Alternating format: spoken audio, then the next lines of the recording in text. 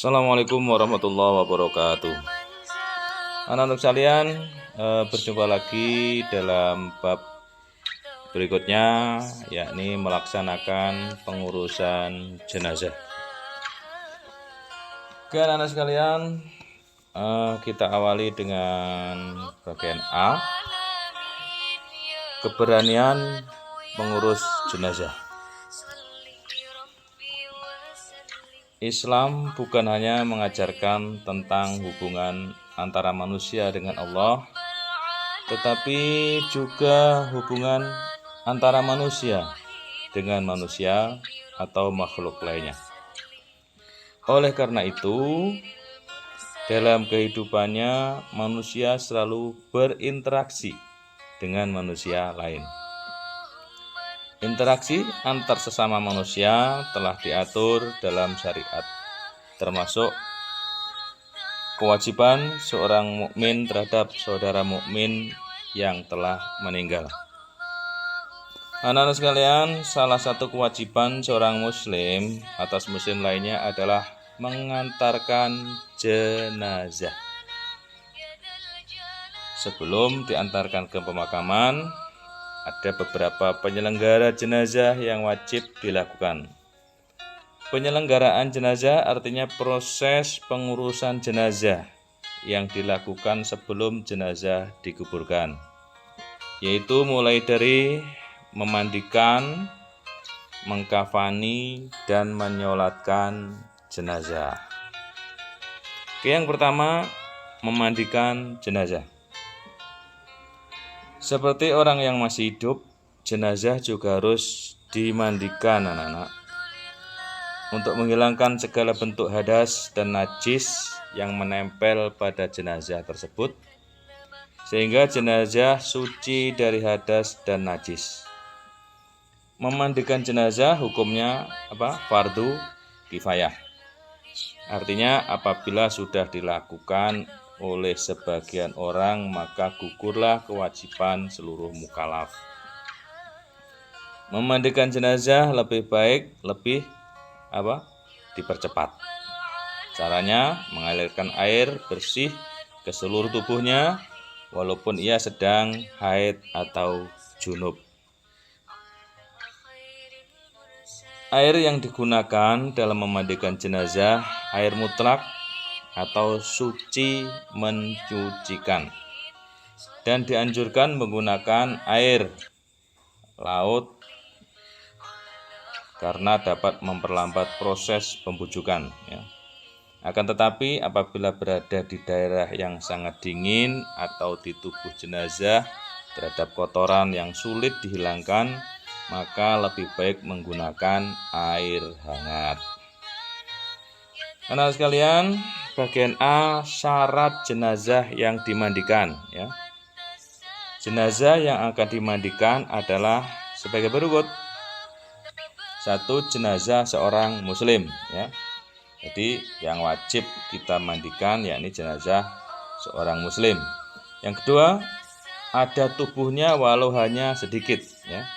Ada yang dimandikan tubuhnya walaupun sedikit, ya. Misalnya tinggal separuh, ya, itu masih wajib dimandikan. Yang ketiga, orang yang bukan mati syahid, ya. Orang yang bukan mati syahid. Orang yang mati syahid tidak wajib dimandikan, langsung dikubur. Kemudian yang bagian B, orang yang berhak memandikan jenazah. Tidak semua orang boleh hadir dalam proses memandikan jenazah, anak-anak. Ada syarat tertentu yang harus diperhatikan oleh orang-orang yang memandikan jenazah. Orang yang bertugas memandikan jenazah tidak lebih dari 7 orang. 3 orang memangku di atas bagian depan, sedangkan 4 orang yang lain ada yang menyiram air, ada yang menggosok tubuh jenazah, dan ada pula yang membantu menyediakan hal-hal yang diperlukan, ya. Orang-orang utama dan berhak memandikan jenazah antara lain sebagai berikut. 1. Apabila jenazah laki-laki atau perempuan, maka yang memandikan laki-laki atau perempuan kecuali mahramnya. Dua, apabila tidak ada suami atau istri atau mahramnya, maka jenazah hanya ditayamumkan. Ya. Yang ketiga, apabila orang yang berhak memandikan ada semua, maka diutamakan keluarga terdekat, seperti orang tua, suami atau istri atau anak-anaknya. C. Syarat orang yang memandikan jenazah. Ya. Jadi yang memandikan jenazah juga ada syaratnya. Yang pertama, beragama Islam. Yang kedua, baligh atau dewasa. Yang ketiga, berakal sehat. Ya, orang yang gila ya tidak boleh memandikan jenazah. 4. Memiliki keberanian atau siap mental dalam memandikan jenazah. Ya, yang semaputan, sing gak kuat mental, ya jangan memandikan jenazah. Yang kelima, mampu menjaga aib jenazah. Ya, jadi kalau ada aib pada jenazah tidak boleh diceritakan ke orang lain ya. Ojo dicerita nih. Kemudian bagian D, peralatan yang harus disiapkan. Beberapa peralatan yang harus disiapkan sebelum memandikan jenazah adalah sebagai berikut. 1. Air bersih yang mensucikan. Ya. Yang kedua, sabun atau bahan yang dapat digunakan untuk membersihkan tubuh jenazah. Yang ketiga, menyiapkan tempat untuk memandikan jenazah yang tertutup. Ya. Yang keempat, handuk. Yang kelima, kapas, kapur barus, daun bidara, atau bahan wangi-wangian lain. Yang keenam, kain kafan yang jumlahnya disesuaikan dengan jenis kelamin jenazah. Ketujuh, sarung tangan jika diperlukan. Bagian E, anak-anak, tata cara pemandian jenazah. Memandikan jenazah tidak boleh sembarangan, akan tetapi harus sesuai dengan urutan yang benar. Tata cara memandikan jenazah yang benar antara lain: 1. Tempat memandikannya di tempat tertutup. Ya. Jenazah dibaringkan di tempat yang sedikit lebih tinggi. Kedua, farji dibersihkan sampai benar-benar bersih. Yang keempat, perut jenazah ditekan agar semua kotoran yang ada di dalam tubuhnya bisa keluar. Oke. Yang kelima, jenazah diwudukan. Keenam, jenazah dimandikan dimulai dari anggota tubuh bagian kanan dari ujung kepala sampai kaki depan maupun belakang dan menggosokkan sabun secara perlahan. Kemudian memandikan disunahkan 3 kali. Yang ketujuh, memandikan yang terakhir dianjurkan mencampurkan air dengan wewangian yang sudah disiapkan. 8. Setelah dimandikan, anggota tubuh jenazah dikeringkan menggunakan handuk dengan perlahan. Oke anak, selanjutnya mengkafani jenazah. Ya. Setelah selesai dimandikan, selanjutnya jenazah dikafani. Dalam mengkafani jenazah disunatkan dengan kain kafan berwarna putih dan bersih serta sudah diberi wangi-wangian. Jumlah kain yang digunakan untuk mengkafani jenazah laki-laki berjumlah 3 lapis kain. Sedangkan untuk perempuan jumlahnya lebih banyak, yaitu 5 lapis kain. Kain kafan untuk mengkafani jenazah diperinci sebagai berikut. A. Jenazah laki-laki, 3 lembar kain kafan untuk membungkus tubuh jenazah laki-laki. B. Jenazah perempuan, satu lembar kain kafan digunakan untuk sarung, baju, dan kerudung. 2 lembar kain kafan untuk membungkus bagian tubuh lainnya. Cara mengafani antara jenazah laki-laki dengan perempuan hampir sama. Hanya saja jumlah kain yang digunakan untuk jenazah perempuan lebih banyak agar seluruh tubuhnya tertutupi. Cara mengafani yang benar yaitu setiap helai kain dibentangkan dan ditaburi dengan kapur barus. Jenazah disedekapkan.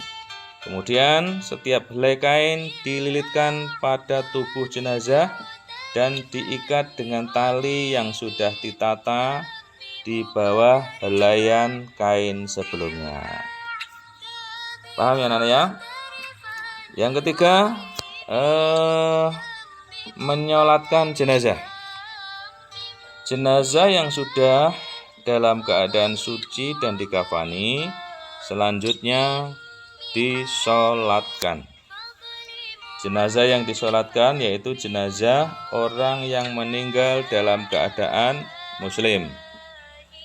Sholat jenazah berbeda dengan sholat fardu atau sholat sunnah lainnya. Sholat jenazah tidak disertai dengan sujud atau rukuk. Tata cara sholat jenazah adalah sebagai berikut.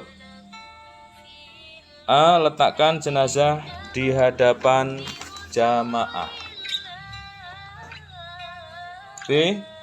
Imam berdiri di dekat kepala jenazah apabila jenazahnya laki-laki. Jika jenazah perempuan, maka imam berdiri di dekat perut jenazah. Ya. Saya ulangi, kalau jenazahnya laki-laki, imam berdiri di dekat kepala. C. Sholat jenazah dilakukan dengan 4 kali takbir. D. Niat sholat jenazah boleh dilafalkan atau hanya dibaca dalam hati. E. Takbiratul ihram pertama, kemudian membaca surat Al-Fatihah. Takbir kedua, kemudian membaca sholawat Nabiullah Muhammad SAW. Oke, takbir ketiga dan membaca doa untuk jenazah. Doa untuk jenazah laki-laki, ya, sebagaimana biasa, Allahumma firlahu warhamhu wa'afihi wa'fu anhu.